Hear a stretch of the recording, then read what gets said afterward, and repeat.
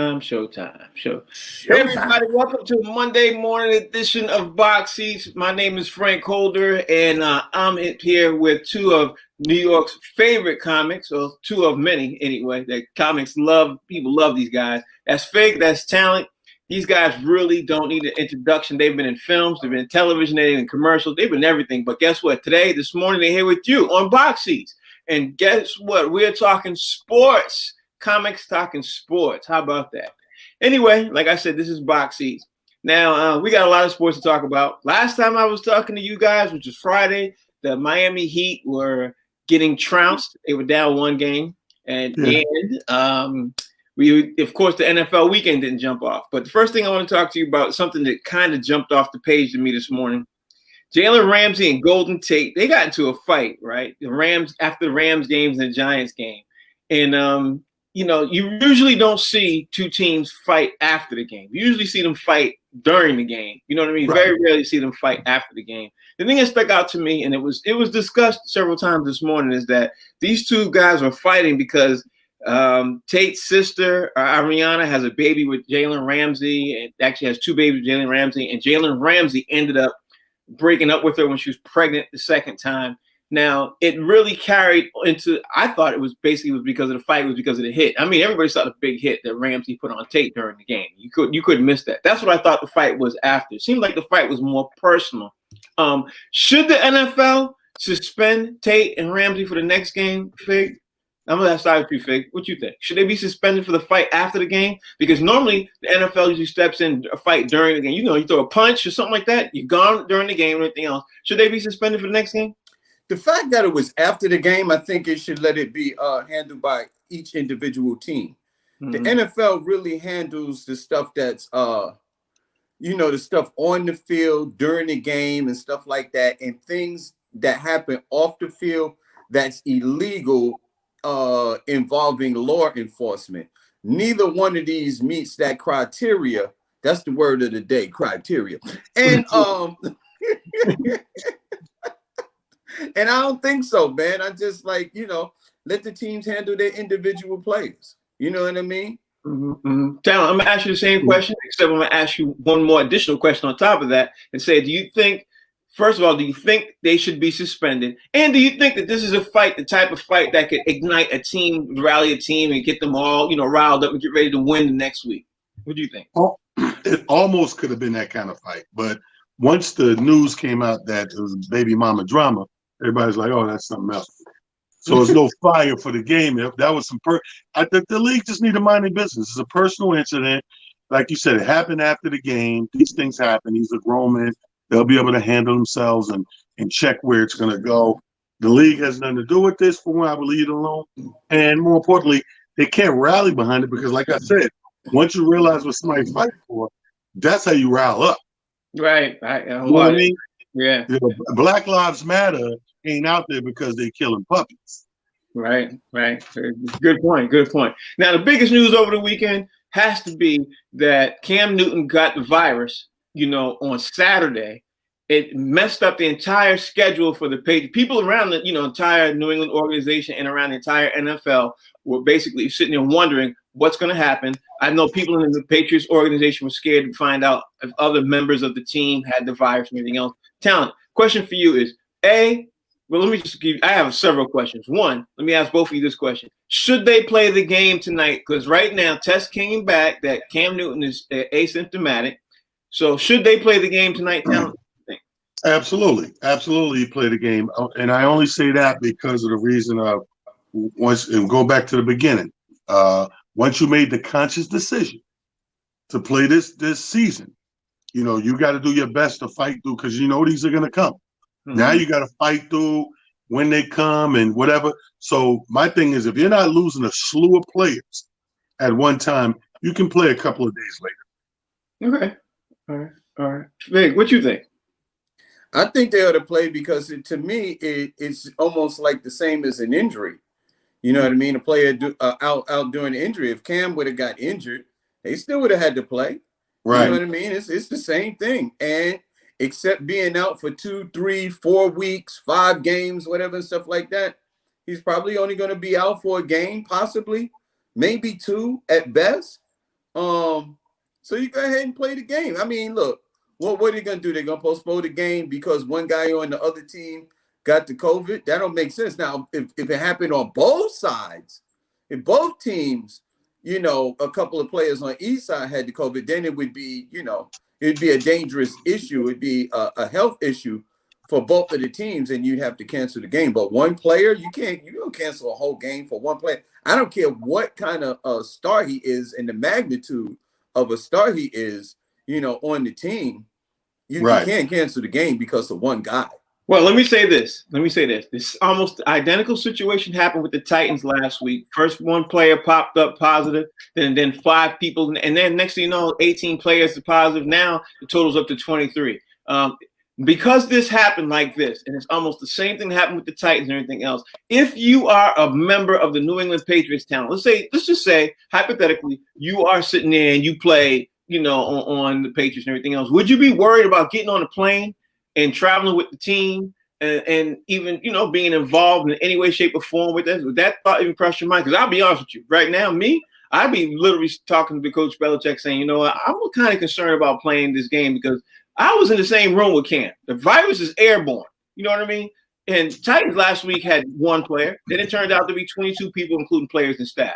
So, now you're going to be on the airplane. They already separating. They already know there's a concern. They're separating the players and everything else. There's 2 planes flying to Kansas City. Some plane full of people who was, around Cam. Players but who weren't around there and everything else. But to me, the virus don't care whether you're with or around it. The virus is airborne. In my opinion, virus is airborne. That part's a fact. And, you could have it. Just because you didn't test positive today doesn't mean that you ain't got it yet. It could show up tomorrow. But regardless, question to you is, if you're a player for the New England Patriots, would you be concerned? Talent. No, I wouldn't. To be honest with you, I would hope that a $1 billion industry, sports industry, I would hope that there's protocol in place that when people do come up positive, that they're isolated certain ways, correct ways, not just always around, whatever. If you test positive, because that's what we got to do with anything. We can't treat you like you're positive before you test positive. You know what I mean? That would just be asinine and disrespectful. But there has to be protocols in place to shield the other players from once you test positive, you're isolated out, and then everybody around you contact trace, because the ones that came in more contact, you're just watching and monitoring them until they do test positive. I can't treat you positive until you test positive. Okay, all right. Fig, what you think? I feel the same way, man. I mean, look, you like you said, they're flying in two separate planes, not to have crowding and stuff like that, giving each player their own enough space in between them. Although you said it's airborne and on a plane, that same air is circulating on the plane. So, social distance to me doesn't really count on the airplane. But the thing is that from what I understand, is that the NFL has their testing thing pretty down pat. They're testing these players several times. And I mean, even if you was close to Cam, it doesn't mean that you're going to get it. You know what I mean? It's not guaranteed that you're going to test positive. So they tested them. They're probably going to test them before they get on the plane. They're probably going to test them again once they get there. You know what I mean? So, and that'll be the determining factor. I think that like the NBA, I think they're testing them multiple times a day, especially since somebody is coming up positive. I think they're going to test them even, more frequent. Right. Last question on this topic. Talent, do you think the NFL should have put all the teams and everything else in a bubble and should have handled this, because right now I think it's getting ready to get spiral out of control real quickly. I think that's when the pace went on, you know what I mean? And it can't keep doing things like this. They can't keep putting teams, granted I'm a Patriots fan, but you got to play the game. But you can't keep putting teams in a disadvantage when you have the other team at an advantage. It's not a fair advantage for both teams. You know what I mean?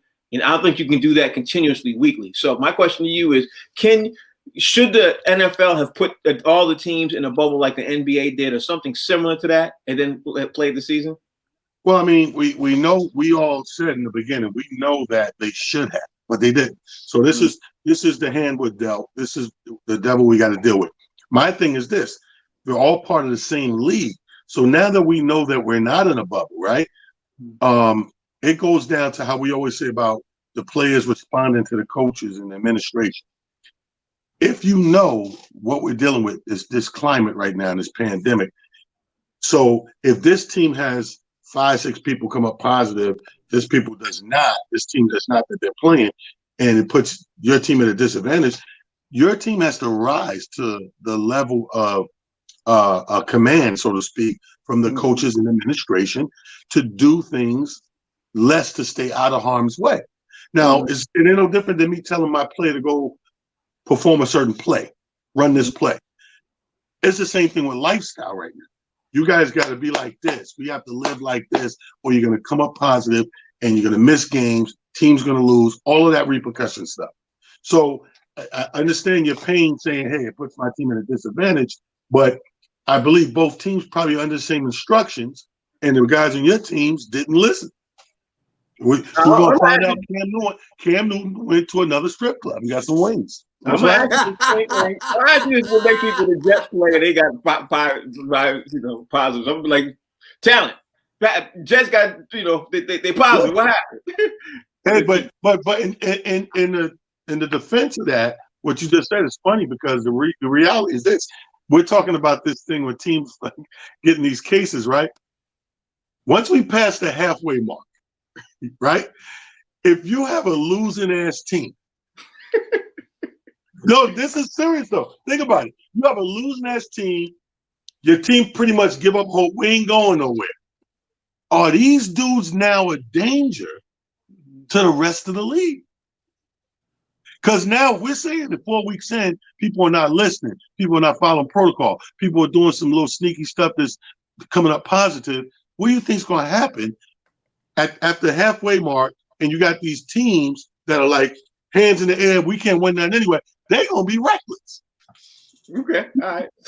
Same question to you, Frank. Yo, I want to dispel the whole strip club thing because to this date, we don't know any strippers that have tested positive for COVID. So we got to stop blaming them as the carrier of this COVID that these guys keep coming up positive. Listen, man, I think it's impossible. To me, I can't imagine feasibly how, that's another word we could use, feasibly. I can't imagine how it's feasible for NFL teams to create a bubble. They would probably need an entire city, small city, to be able to facilitate that type of bubble atmosphere, because you figure on the NBA players, you got 10, 11 dudes. Well, on one NFL team, you got at least 100 people, including the players, the staff. Like, how do you create a bubble for if you just do one team, you're thinking just above 100 people? That's a little different than an NBA, type situation. So how do you I'm trying to figure out how do you create that unless you just take a city or a stadium like if everybody played in Dallas, or they had 4 centrally located stadiums that they were playing, and then all of the players have to maneuver through those. I don't even know how it's even possible to create a bubble. About it being fair, yeah. I mean, it's football. You know what I mean? There's nothing fair in football. Somebody said the only place you're going to get fair is a place where you judge pigs. Listen, That's it. How do you get fair in football? I don't know how you would do it. I don't know how they do a bubble either, but I know this. The NFL had 4 months to figure it out. And they had a blueprint that was put up there by the NBA. The NBA showed them how to do it.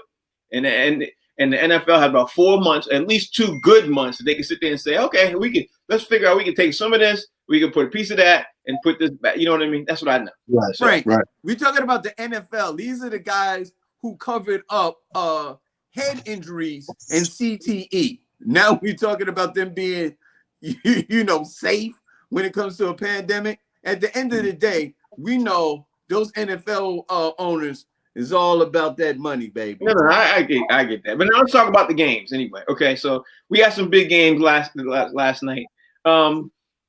You know, I think the biggest surprise over the weekend was that the Dallas Cowboys lost. You know what I mean? Like, I did not expect that. I think that messed up everybody's money yesterday. You know what I mean? It did. It did. I thank God we made our pick. We didn't bet no money. But Talon, the question is for you. Jerry Jones sitting back there right now. Can he blame that loss on Dak Prescott, or is he blaming that loss on the coach, or is he blaming that loss on himself? And does that look like Dak Prescott's going to get his money or not? What you think, Talon? Well, I still doubt the money thing with Dak, but you can't put this one on Dak.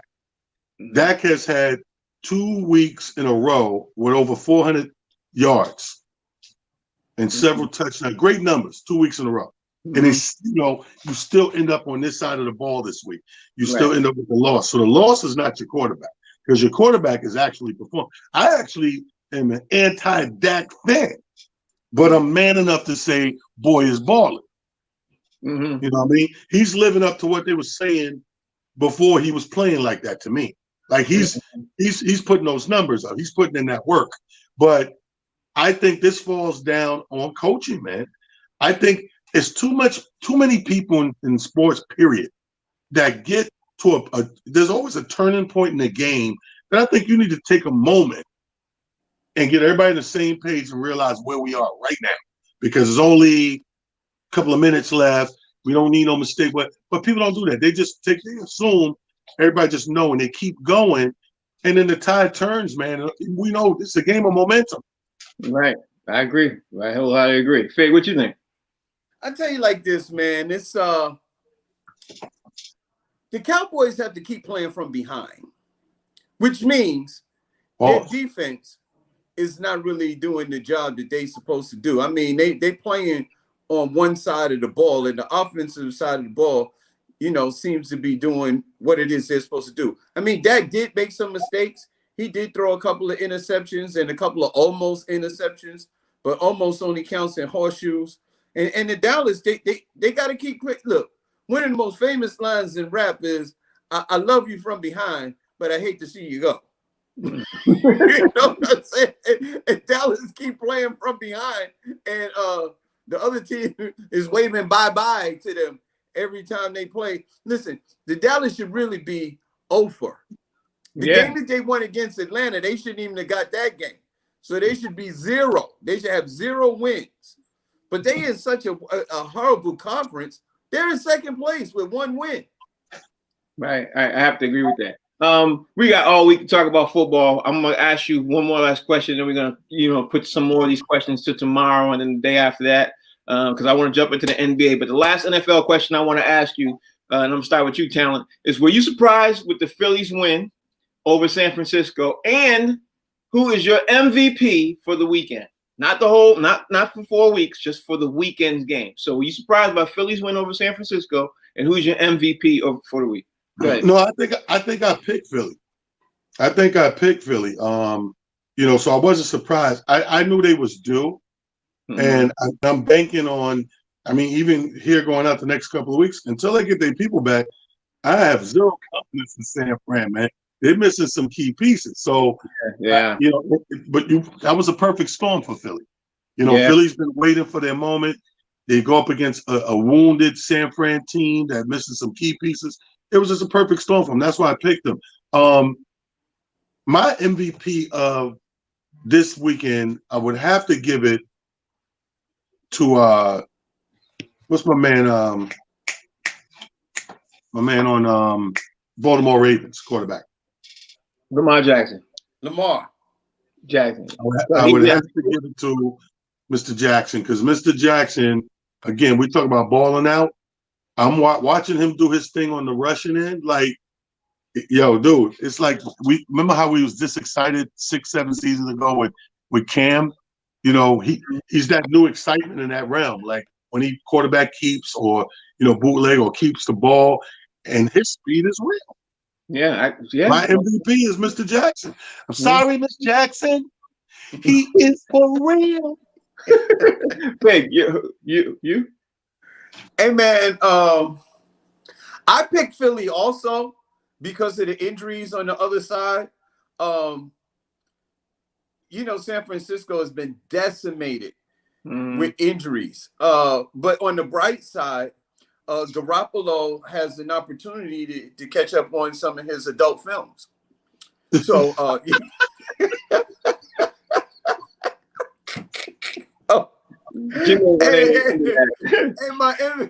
my MVP, look, Lamar Jackson is balling out for 100% sure. I mean, this kid is a video game. You know what I mean? He's a video game waiting to happen. But I want to shine a little light on the dogs behind, so to speak, and give it to Baker and Odell from the Cleveland Browns, because they the one who broke their foot off in Dallas behind. I mean, between the two of them, they really lit it up, man. You know what I mean?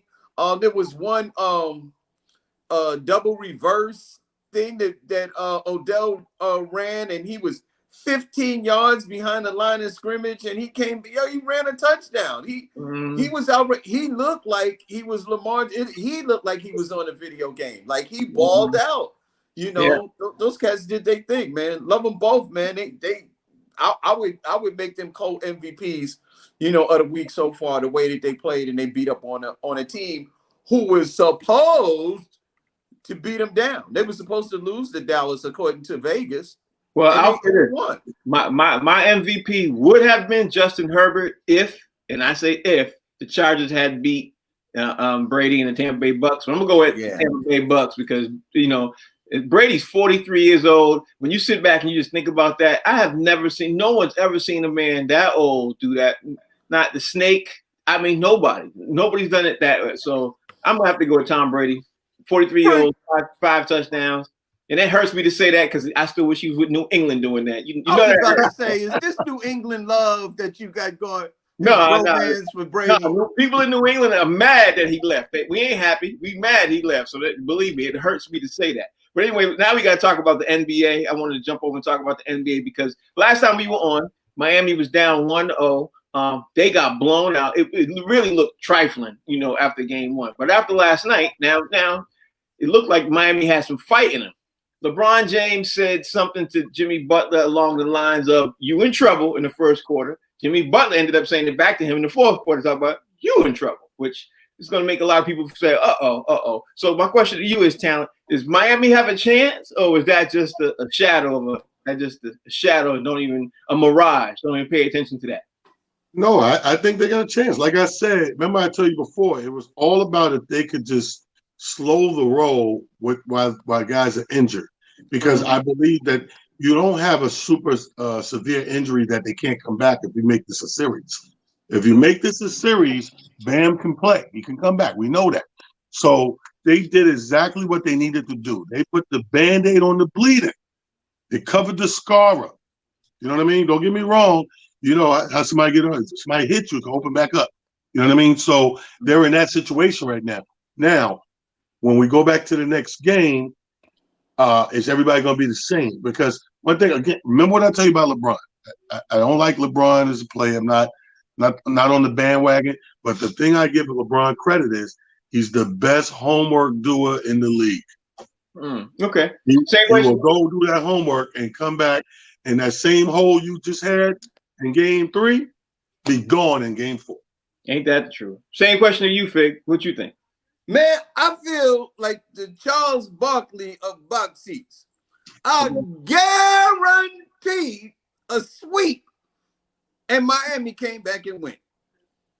I'm like, what in the world happened? Let me tell you something. Jimmy Buckets, my man, Django, took a strong look at LeBron and said, "You in trouble. You in trouble." And not happen. Yo, I'm gonna tell you the deal is they look decent, man. They played as a team. I'm gonna give some props to Miami. Jimmy Buckets balled out over 40 points, rebounds, assists. He did his thing. He carried. This is the literal that's the literal version of carrying the team last night. He put him on his back and said, "Follow me," and that's what the players did. They followed him. Everybody stepped up and played their role. here's the thing. We'll throw this out here. Everybody talking about LeBron. LeBron is playing excellent for his age and stuff like that. Got to give it to him. But I'm not putting this on LeBron, man. The Lakers go as Anthony Davis goes. Anthony Davis got into foul trouble. He was on the sidelines, and Miami balled out. So I don't care what nobody says. Just call this LeBron hate, whatever you want to say. When Anthony Davis does well, the Lakers win. When he doesn't, the Lakers lose. That's what I see. I want you both to pay attention to one thing, and I don't care who wins this series. I'm a Celtics fan. I don't care who wins this series. My thing that stood out to me is whoever gets the 50-50 calls for the game wins the game.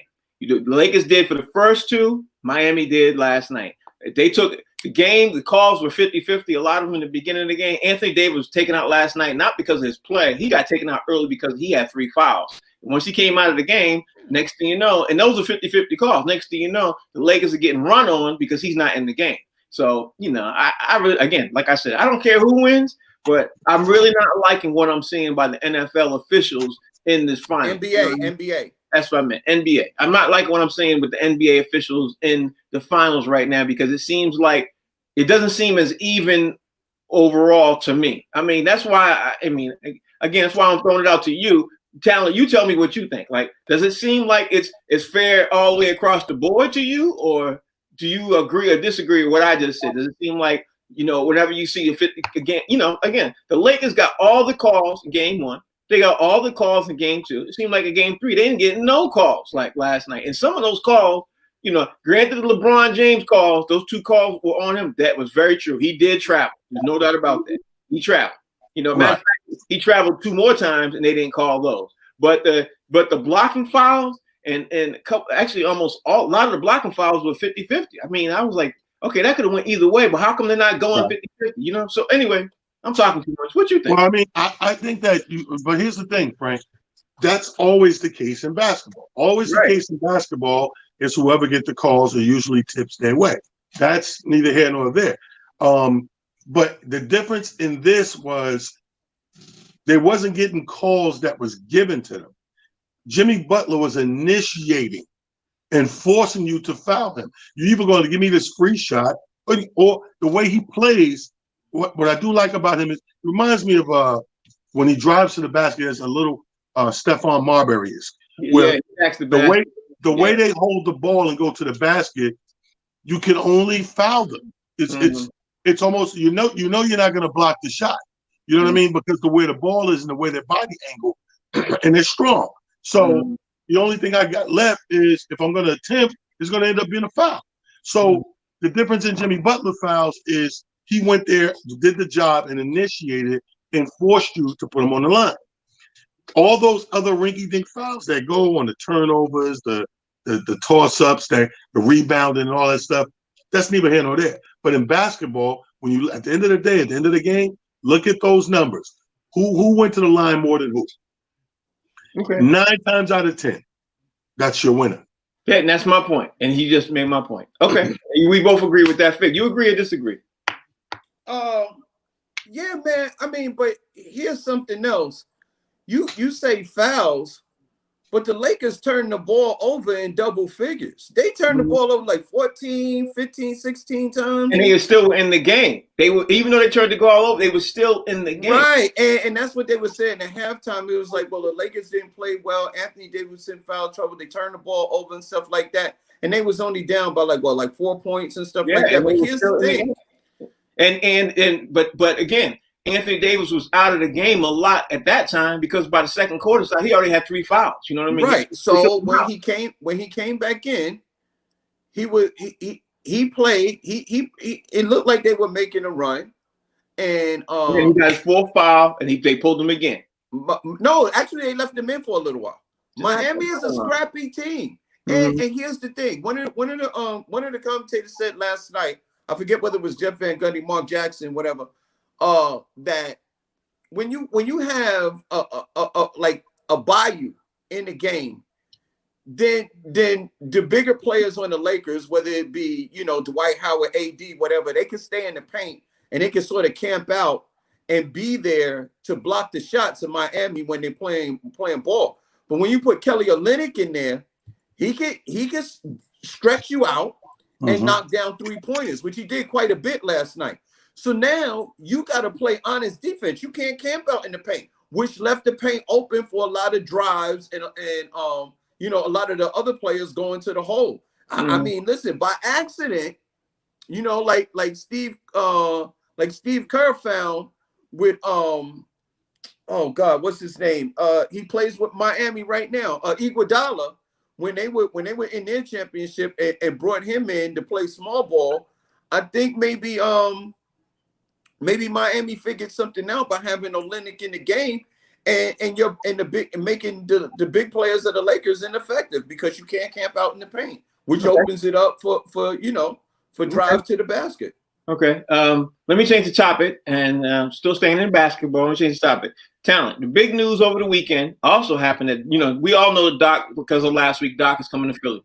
The big news over the weekend, and also caveat to this is Chris Paul was interviewed last night. Big news over the weekend is Chris Paul might go to Philly. So question to you is, do you think Chris Paul is going to land in Philly, Talent? Because that's, you know, that's the big news, especially in the round way from top. Because my cousin called me from Philly saying, "Hey Frank, you ain't gonna believe what they talking about on Philly radio right now." So what's that? He said they talking about Chris Paul coming down here because Doc supposedly needs a person who's, you know, a veteran leader, and he come in the team. And I was like, you know what, that might not be so bad. But then I thought about it. The more I thought about it, I was like, you know what, I don't know if Chris Paul would want to go to Philly, because that seemed like that's almost a mess. If you Chris Paul, I wouldn't go to Philly. I don't know. I don't know, Talent.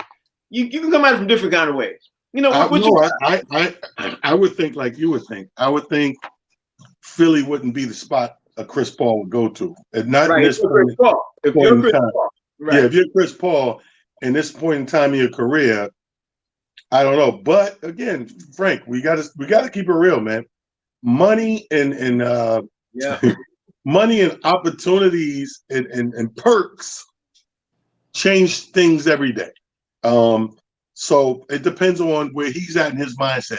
Is Chris Paul hell-bent on a championship? Or is Chris Paul just hell-bent on making his money, his opportunities, and staying competitive? If a championship ain't the end-all, be-all, then I can see him going there. But something tells me that it is. And something tells me that he's going to strategically put himself closer to the chip, not away from the chip. Because you go over there, you got to pick up a new job. You ain't just the point guard. You're the point guard. You're the player coach. You're the assistant coach. You're the babysitter. Yeah, I hear you. Another hot topic over the weekend is Brandon Ingram might land on the Brooklyn Nets. Fig, does that make sense to you? If you're Brandon Ingram, you're unrestricted free agent. Can you imagine Brandon Ingram going to the Brooklyn Nets? Fig, you all right? Wow. You just hit me with that, Frank. Yeah, give me a second to digest that, man. I'm like, woo. Brandon Ingram is a beast, man. That kid balls out. He like Fig, you like yo, man, I'm telling you. A Brandon Ingram, a KD, a Kyrie, Andre Jordan in Brooklyn, man. Listen, that would be bold. I'm telling you, I smell a ring, and it ain't a ring around the collar either, baby. Let me tell you something. That's official right there. Going back to the Chris Paul thing, man. I mean, look, is he gonna win a ring at OKC? Like, what is his other option? I was thinking if Chris Paul was in LA, he might have an opportunity to win LA with LeBron and stuff like that. But here's my question.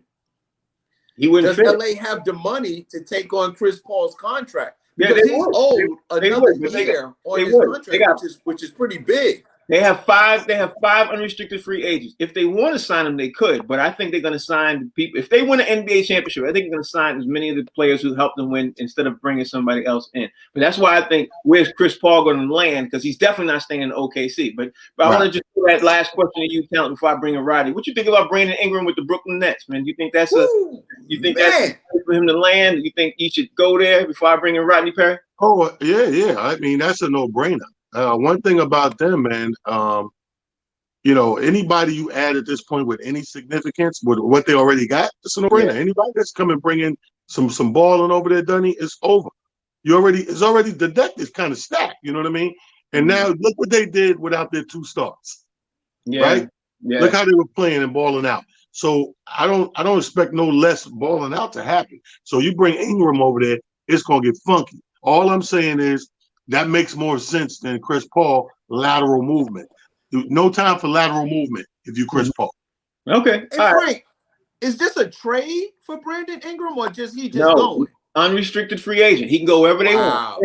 Chris Paul, Brandon Ingram, Gordon Dragic, all these guys, they unrestricted free agent. They're gonna go where the money takes them. So wherever the money is, if they want to re-sign, they can. If they don't, they can go whoever got the money and want to pay them. And Philly got the money, and New Orleans got the money, and we all know Brooklyn got the money. Brooklyn got a lot of money that they could spend. They spend a lot on that. But anyway, it's time for a Rodney Perry segment we call I Disagree. Rodney, you agree or disagree with what we talk about today? Good morning, gentlemen. Rodney Perry here for I Disagree. Fightgate has went down. In my opinion, the loser of the fight should be suspended for getting his ass whooped post-game. Now, y'all said something really interesting. Y'all said the league should mind their own business. The league got a history of not minding their business. Can I remind y'all of Ray Rice? You know, the league does not ever mind their business. And domestic violence is domestic violence. Once you have a woman involved, and 2 guys, that's domestic violence. I see somebody at the very least catching a fine, a manageable fine, but a fine nonetheless. COVID-19, y'all talked about the NFL being a bubble. Okay, it's a big difference in bubbling 16 guys and bubbling 56 guys. You know what I'm saying? That's a lot. I mean, the campus would have to be a small city, and they would have had to been planning for it, you know, for years. But y'all mentioned Dallas. Dallas could happen because they still got the old stadium in Irving, and they got the big stadium in Dallas. So they can have 2 legitimate playing places. But we talking 16 games on a Sunday. Like how you going, you know what I'm saying? Like, we really only bubbled the playoffs in the NBA. If you think about it, like, it was a small, short season, then right into the playoffs. So it'll be very difficult to bubble a whole season. I'm gonna just say it like this. I've been saying this for years. The NBA does things to benefit the NBA. Okay. You look at guys that you look at a team that completely blew a team out the game before, and now they can't even seem to get their life together. I mean, LeBron don't even know who to hold. It don't make sense. Like, I'm looking at this game, I'm going, like, why LeBron backing away from Jimmy Butler? Jimmy Butler's on fire. Every time LeBron hold a main guy that's on fire, he neutralizes him. Why not cover him? Mm-hmm. It's a conspiracy. The NBA need this series to go at least 5 or 6 games. This series should have been a sweep. Fig, you was right. Write this down. And I never say Fig was right.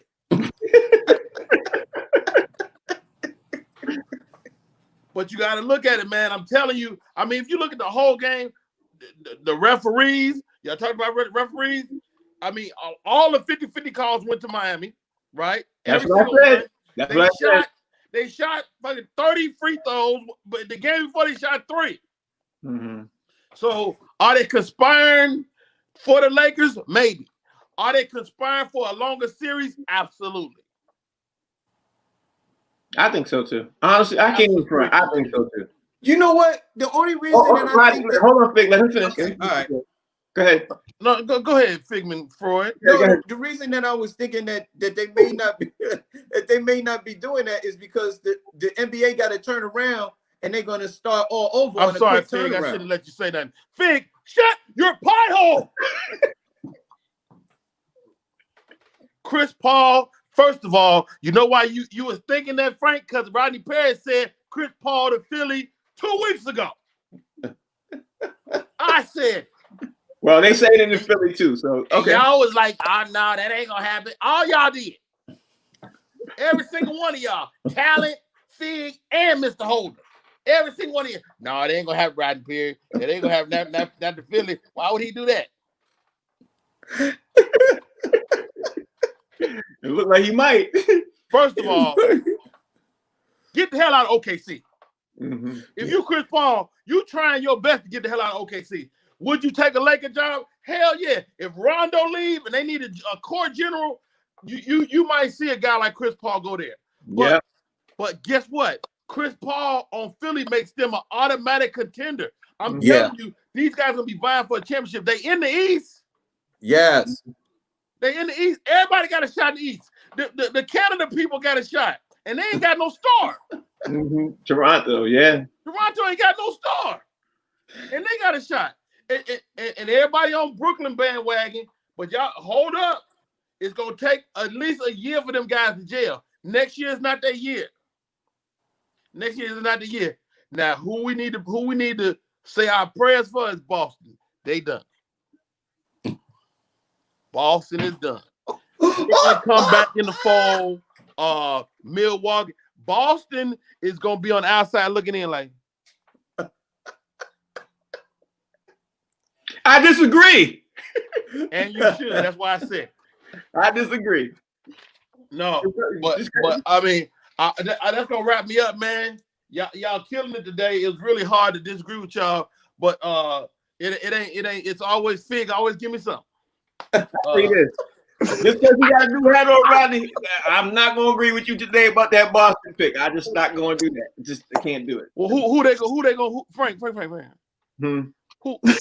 Who is Boston gonna beat? Brooklyn? Okay. Let me lay out the plan for you right now. You know, please. They're going to trade Gordon Hayward, and they're gonna get Rudy Gobert, and then they're gonna get some other floor. And they're gonna be still okay. No, they're probably rebounding. They're probably.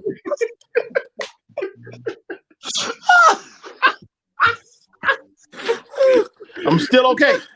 You know what? I see how that works for Boston, but how in the hell does that work for the other team? Like, why would I take? First off, they had Gordon Hayward.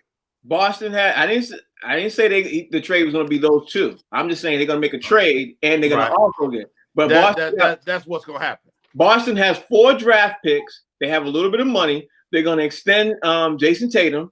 But again, they're gonna definitely get rid of Gordon Hayward because Gordon Hayward got too much money. Jason Tatum is the problem. Jason Tatum is the problem. He's not a star. I disagree. Know y'all trying to make him a star. He's not a star.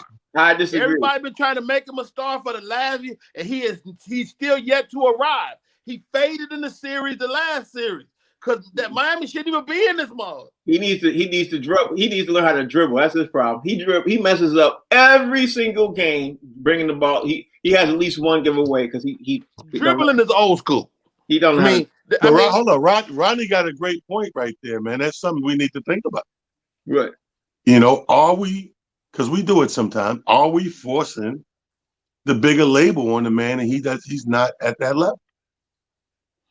I would tell you what they're gonna do. They're gonna get rid of that little coach. That coach is gone. To Tatum, watch this. Tyler, watch this. Rodney, if Jason Tatum goes to the Lakers, right? Would you take him? I don't give a shit. I don't give a shit. But maybe you put him in a place where in that third or fourth place. But see, that's what I'm saying. Yeah, that's what I'm saying. You got to take him at 3 because he ain't got to lead. See, let me tell you what's wrong with the NFL, in the NBA, NFL, every sport. Ain't no leaders. It's guys that can really play, but they not leaders. Right. Your boy James Harden, not a leader. Not a leader. That's why he can't galvanize. I mean, like Talon said all the time, he's not a LeBron fan, but LeBron is a leader. Yeah. Like people rock with that man. He do little stuff. He buy them stuff. He take them out. He go to their house, eat chicken wings and shit. Let me tell you something. That's what leaders do. And that is one of the reasons. Jimmy Butler, he a leader. Real deal leader. He ain't the best player. He not the best player on his team. Mm-hmm. But he a leader.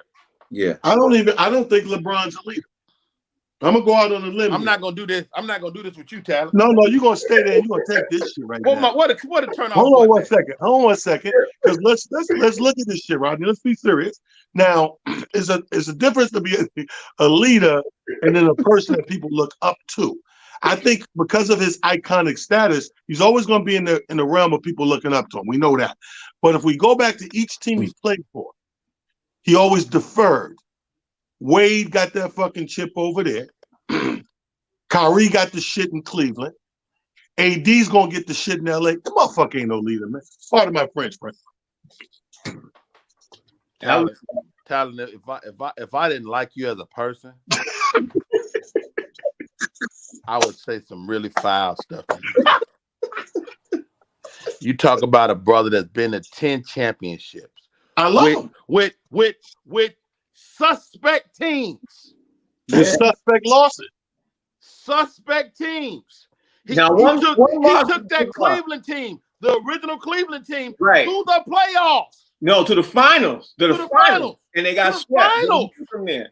That was the only one. Let me tell you something. No, he left, came back. Kyrie couldn't win with Cleveland. With Cleveland, Kyrie could not win. Rodney, we forgot that. Rodney, Kyrie. One of the biggest rules. No, he did. Here's a basketball rule. Ain't no big shot without LeBron. Here's a basketball rule. When you get swept, you're no longer allowed to bring that up. You didn't go. I'm bringing it up. Swept. I'm bringing it up. All right. Let me finish asking you guys, these NBA. He's not a leader. Are you serious? Yeah. I don't think so. Let me just finish it. Let me finish this. Throw these things out there to you because there's one more list of leaders from you then, because you probably say Martin Luther King ain't a leader. I mean, he barely got people to go to see him. How about going Dragic? Because right now you see how even though he got hurt, you see how he did in the playoffs.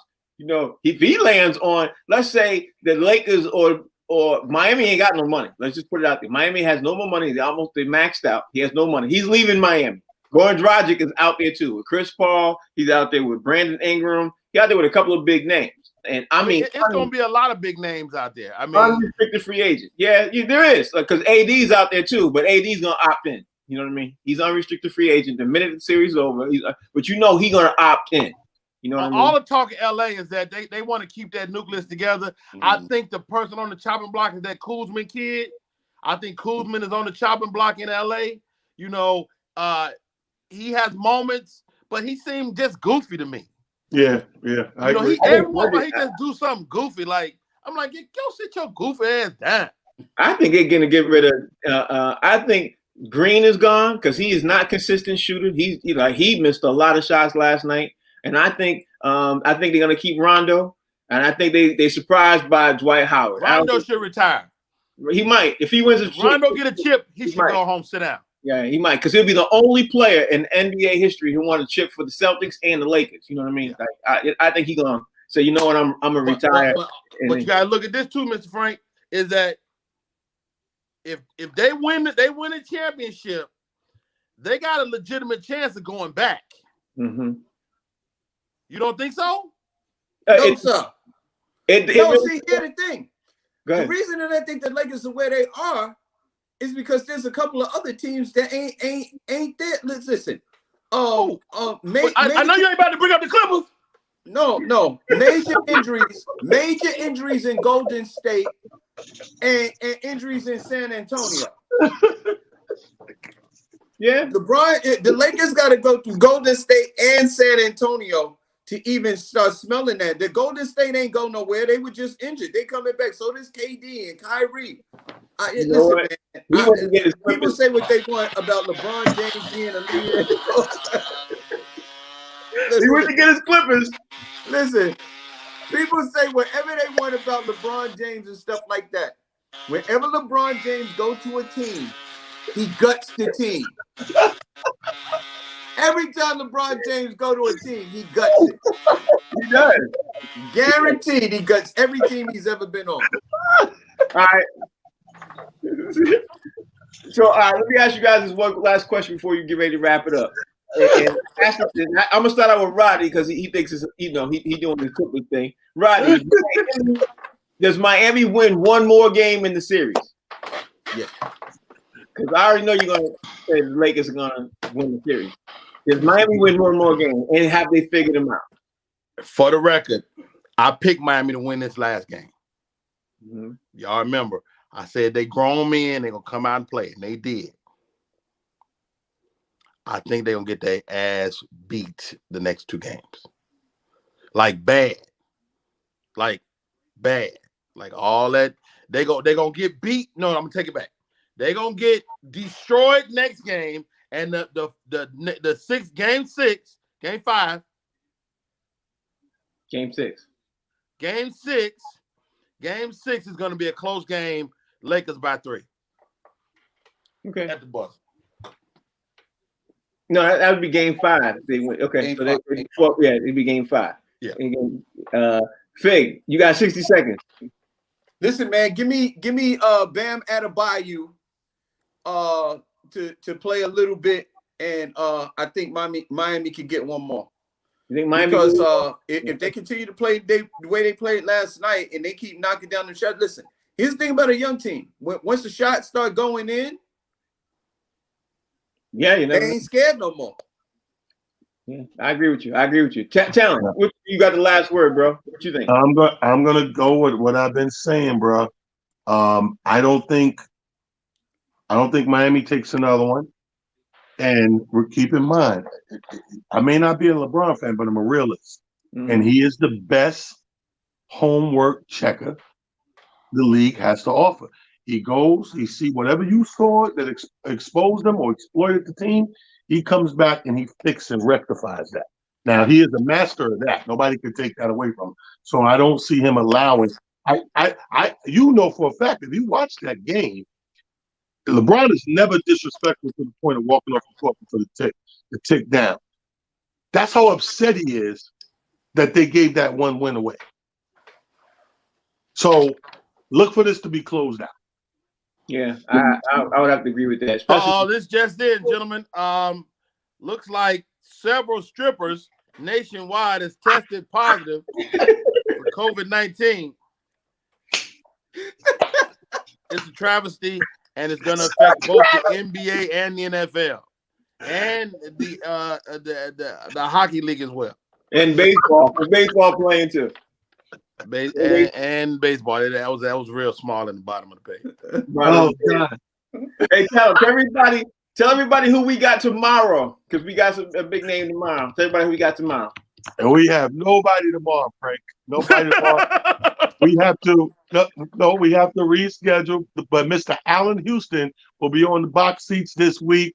Keep it locked. You don't want to miss that because we're going to dig into some classic 90 Knick questions where they used to kick Boston's ass.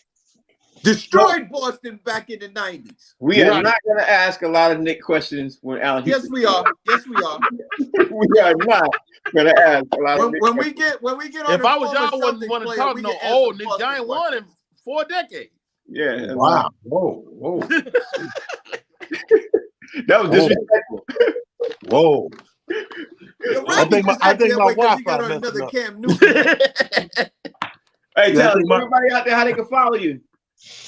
Talent the Comedian on IG. It's Just Comedy on Twitter. King Talent Harris on Facebook. Just that simple. Right, Fig? Yes, sir. And you can find your boy Fig right there on social media platforms at Comedian Fig. And if that don't work, just follow your finger past my name on down the talents page because I be on there a lot too. Hey, this weekend I'm in Raleigh-Durham at the Raleigh the what's the name of that club? It's a club in Raleigh. It's only one. Come see your boy. It's going down. RodneyPerry.com, all the social media. And and Trump is opening for me. Hey, we call it the COVID show. There Hold you on, go. Rodney. You gonna be at the Charlie Goodnight? Or Good you gonna night. be at Thank you, Tyler. Okay. Good night. Wow, there really is only one club out there in Raleigh? Okay. No, they opened up There's an improv in Cary. improv. Yeah, right Yeah. outside it. Yeah. Yeah, it's like it's about 35 minutes away, 40 minutes away. We're going to have to check that out. Anyway, I'm Frank Holder. That's Fig. That's Talent. That's Rodney Perry. This is the show called The Box Seats. We are on Humor Hey, Mill. Frank, what you got going on? Download the Humor Mill app. Tell a friend to tell a friend. Call your cable provider to add us. I ain't got nothing going on. I'll see y'all tomorrow, 1 o'clock. We on every day, one day, from Monday through Friday, from 1 to 2. And I'm tired now. These dudes, they wore me out. They wore me out. I see y'all tomorrow. You don't like that Boston talk. No.